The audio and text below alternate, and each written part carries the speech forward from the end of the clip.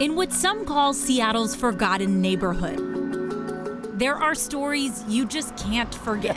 I tolerate you.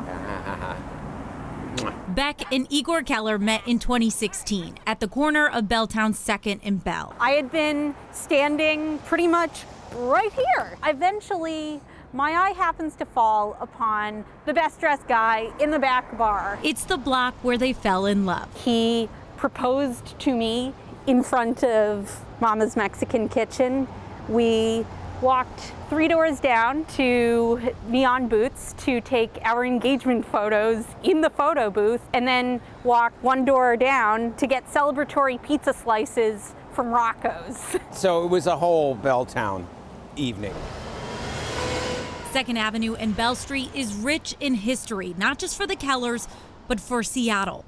Considered the heart of Belltown, it's filled with decades-old bars and restaurants. It boasts 2 city landmarks. Among them, the building where the Kellers met, a 1920s former auto garage. That's been there for decades. Then there's the Wayne Apartments, one of the oldest buildings in Seattle, at least for now. We'll just start to see a fence will be constructed around the property, and then they'll block off the sidewalks, they'll close the alley, and then we'll see the crane come. Most of the block at 2nd and Bell will soon be demolished and redeveloped, including the historic building Steve Hall had hoped to save. But unfortunately, it's heading for the landfill or wherever they put torn up buildings. Steve is a member of Friends of Historic Belltown, a group working to save the neighborhood's character. He'll tell you part of the challenge is the city's own landmark ordinance. It's a great ordinance, a very strong ordinance, but unfortunately it has a loophole that the real estate industry knows. And so they use this financial exemption.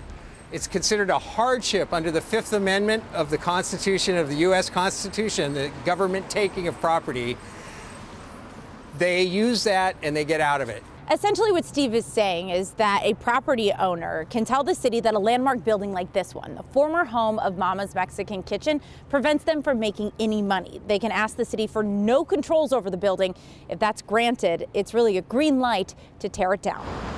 The developers say it's old and it's decrepit and it needs to be torn down. We say it's old and it could have been restored and it could have been something cool. Steve and the Kellers have fought to keep the block's identity. They say they've asked developers to include those historic features in a rebuild, but their hopes didn't match the plans. 7 stories of apartments with first-floor retail, a brand new design that seems to leave the building's history in the past. Now they're just going to completely demolish that block, and there's seemingly nothing we can do about it. The Kellers know they're not the only ones with memories of this old Seattle block. I think that a neighborhood's history and a block's history is made up of so many of these similar stories, you know, these interactions, these friendships, these relationships. As for their relationship, I think Beck and I are destined to last longer than this block. I'd like to think that, unlike this block, we're changing only for the better. Callie Greenberg, King 5 News.